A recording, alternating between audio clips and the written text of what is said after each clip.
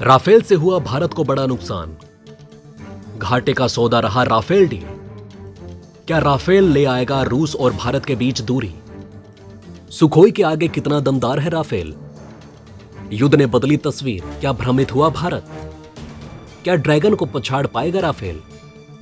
दोस्तों, तवांग में हुई भारत चीन सैनिकों की झड़प से एलएसी पर गर्मा गर्मी का माहौल बना हुआ है। लगातार दोनों देश एक दूसरे को अपनी शक्ति का प्रदर्शन कर रहे हैं। बीते दिनों भारतीय वायुसेना ने अरुणाचल प्रदेश के पूर्वोत्तर के इलाके में एक बड़ा युद्धाभ्यास किया। 2 दिनों तक चले इस अभ्यास में भारत की ओर से अत्याधुनिक लड़ाकू जेट राफेल और सुखोई Su-35S समेत भारतीय वायुसेना के लगभग 40 फ्रंटलाइन लड़ाकू विमान शामिल हुए। वहीं ईस्टर्न एयर कमांड सेक्टर में हुए युद्धाभ्यास में advance warning and control system aircraft भी शामिल हुए। इससे पहले भारत ने अपनी अग्नि सीरीज की 5वें मिसाइल के नाइट वर्जन की रेंज को बढ़ाते हुए टेस्ट किया, जो पूरी तरह से सफल रहा। इसे भी भारत ने चीन के लिए एक संकेत के तौर पर किया था। तो वहीं चीन ने भी अरुणाचल प्रदेश के नजदीक चीन के साउथ वेस्ट सिंजियांग में मिलिट्री ड्रिल की। इस ड्रिल के दौरान रॉकेट फायर करने से कई और हथियारों का प्रयोग किया जा रहा था। ताजा सैटेलाइट तस्वीरों के मुताबिक तवांग से कुछ ही 100 किलोमीटर की दूरी पर स्थित तिब्बत के कई एयरबेस पर चीन ने बड़े पैमाने पर फाइटर जेट और ड्रोन विमान तैनात किए। चीन के इन हथियारों के निशाने पर सीधे तौर पर भारत का नॉर्थ ईस्ट का इलाका है। ये खुलासा ऐसे समय पर हुआ है जब तवांग में झड़प के बाद चीन ने अपनी हवाई हरकत को बढ़ा दिया है। ऐसे में भारत ने भी अपने हथियारों का जखीरा एलएसी पर पहुंचाना शुरू कर दिया। स्थिति बिल्कुल रशिया और यूक्रेन के शुरुआती तनाव की तरह बनती हुई दिखाई दे रही है। चीन अपने फाइटर जेट का तांता लगा रहा है। ऐसे में भारत ने भी राफेल और सुखोई Su-35S को तैनात कर दिया है। चीन के पास भी सुखोई Su-35S फाइटर जेट मौजूद है, लेकिन भारत के पास पश्चिमी देशों का राफेल मौजूद है। तो ऐसे में जब रशिया का सुखोई और राफेल भिड़ेंगे, तब कौन सा फाइटर जेट जीतेगा? चलिए जानते हैं कि भारत को किस फाइटर जेट पर ज्यादा निर्भर रहना चाहिए। सबसे पहले बात करते हैं सुखोई Su-35S की।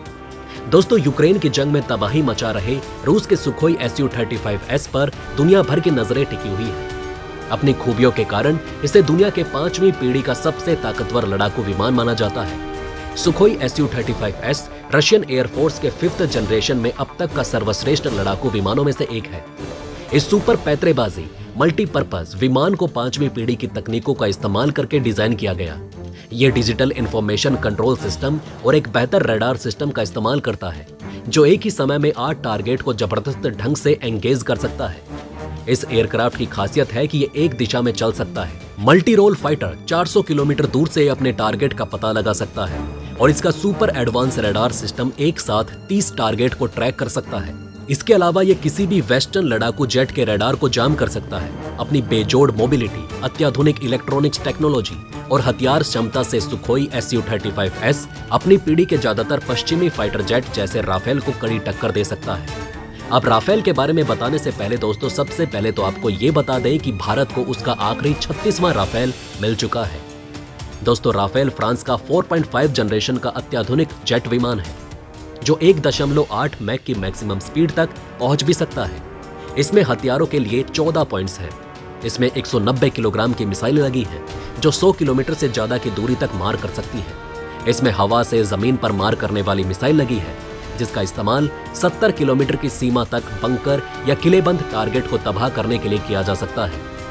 राफेल का इंजन 10 टन और टेक ऑफ वजन 24.5 टन है। राफेल एक बार में 3700 किलोमीटर तक उड़ान भर सकता है। इसकी मैक्सिमम 50,000 फीट की ऊंचाई तक उड़ने की क्षमता है। 1986 से अब तक इस लड़ाकू विमान की 201 यूनिट्स बन चुकी हैं। राफेल में फिट एक गन 1 मिनट में 2500 गोलियां दागने में सक्षम है, जो इसे बेहद घातक फाइटर जेट बनाती है। चलिए दोस्तों, अब इनके बीच में क्या अंतर है ये जानते हैं, और कौन सा भारत के लिए बेहतर है ये आप हमें कमेंट करके बताइएगा।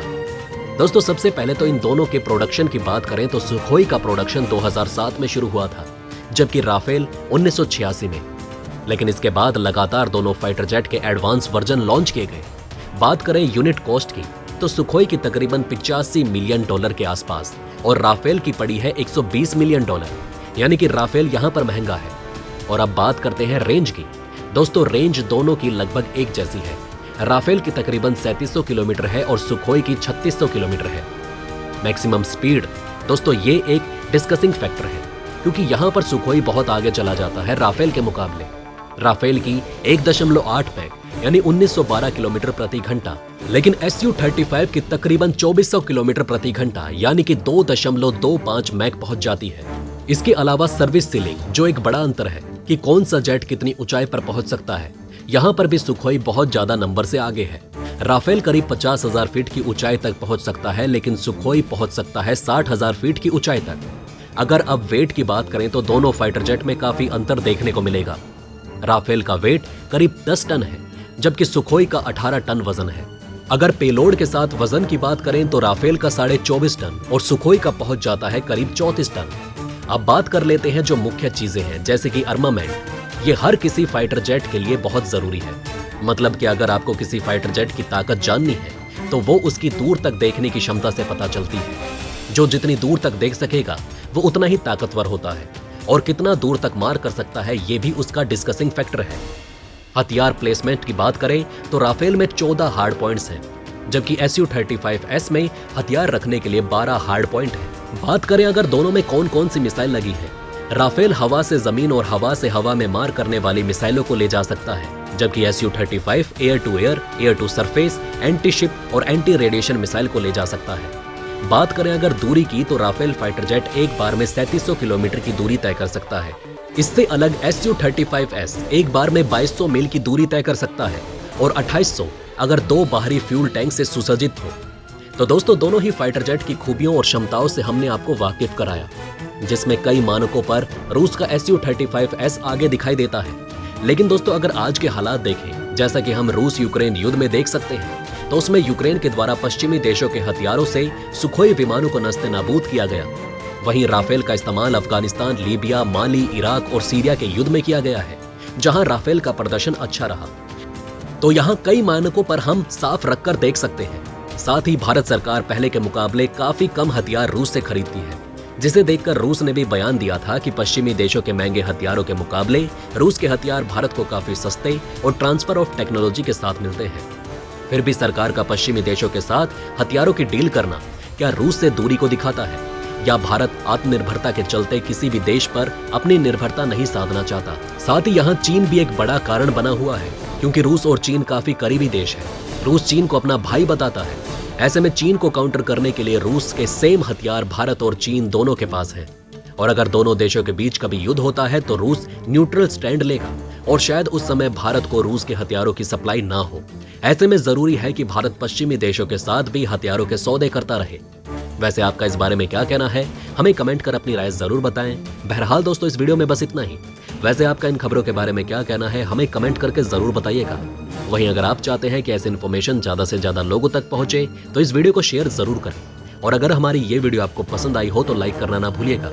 साथ ही अगर अभी तक आपने हमारे चैनल को सब्सक्राइब नहीं किया है तो प्लीज हमारे चैनल को सब्सक्राइब जरूर करें। खुश रहें, अपना ध्यान रखें। फिर मिलेंगे एक नई इन्फॉर्मेशन के साथ, तब तक के लिए जय हिंद, जय भारत।